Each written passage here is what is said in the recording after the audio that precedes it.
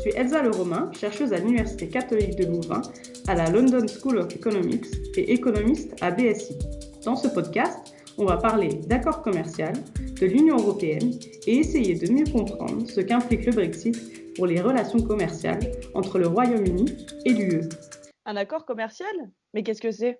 Un accord commercial, ou aussi souvent appelé accord de libre-échange, est un traité signé par 2 ou plusieurs pays pour établir les règles selon lesquelles ils commercent. Dans ces accords, il est souvent question de droits de douane. Donc, généralement, l'idée, c'est de les supprimer pour la majorité des biens, mais aussi de tout ce qu'on appelle les barrières non tarifaires. Donc, c'est un terme un peu complexe pour juste désigner des normes techniques, comme par exemple le fait que des voitures doivent avoir des ceintures de sécurité ou la taille des canettes de soda, mais aussi des normes sanitaires, comme par exemple l'interdiction de la vente d'OGM. Ça recouvre aussi des champs plus larges, comme des règles dans les services, des règles pour protéger la propriété intellectuelle, et puis la mise en place de politiques de concurrence sur le marché. Les accords commerciaux, ces dernières années, se sont multipliés. En 1990, on comptait 50 accords, contre 279 en 2015. L'Union européenne, c'est un accord commercial? L'Union est une zone commerciale très intégrée, où les relations commerciales sont régies par 2 fondamentaux. D'abord, le marché unique, et puis l'union douanière. Donc le marché unique, qui a été créé par le traité de Rome en 1957 et signé par les pays qui fondaient alors la CEE, est une forme très poussée d'accord commercial. Il est fondé sur la liberté de circulation non seulement des biens, mais aussi des services, des personnes et des capitaux.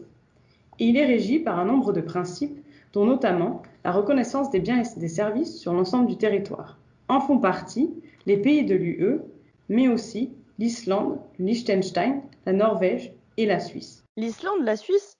Mais on peut être dans le marché unique sans être dans l'UE? Effectivement, les pays de l'UE sont de fait dans le marché unique, mais d'autres pays qui acceptent ces règles peuvent aussi en faire partie. Donc après le marché unique, je vous dis, il y avait un autre fondamental qui était l'union douanière. Donc, une union douanière, c'est une zone dans laquelle les biens circulent sans droit de douane et qui a une politique commerciale extérieure commune. Qu'est-ce que ça signifie? L'UE négocie au nom de tous les pays membres les accords commerciaux et donc les droits de douane avec des pays tierces, comme le Canada, les États-Unis. Donc ce n'est pas la France ni l'Allemagne qui mènent les négociations, mais bien l'UE comme groupe. Mais après le Brexit, le Royaume-Uni, il sera encore dans l'union douanière? Et puis dans le marché unique? Non, le Royaume-Uni, après de longues tergiversations, a fait le choix de négocier un accord commercial avec l'Union européenne, mais de sortir du marché unique et de l'union douanière. Mais pourquoi? Le gouvernement britannique voulait s'assurer de reprendre le contrôle, selon son slogan. Donc le contrôle tout d'abord de ses frontières, et notamment de son immigration, mais aussi le contrôle de ses règles, parce qu'il voulait pouvoir choisir ses propres normes et réglementations. Et ça, si tu as compris ce qu'est le marché unique, tu comprendras que ça ne fonctionne pas avec sa définition. Il voulait aussi pouvoir signer des accords commerciaux avec d'autres pays. Et ça, c'est clairement incompatible avec l'union douanière. Donc, ça explique que la seule option qui leur restait, c'était de signer un accord commercial. Ils ne l'ont pas encore fait, mais normalement, la signature est prévue pour le prochain mois. Je ne sais pas pour vous, mais pour moi, c'est beaucoup plus clair maintenant. Merci d'avoir écouté ce podcast et n'hésitez pas à en écouter d'autres sur le site de BSI. Et si le Brexit vous intéresse particulièrement, guettez la sortie de mon prochain podcast sur les conséquences économiques du Brexit.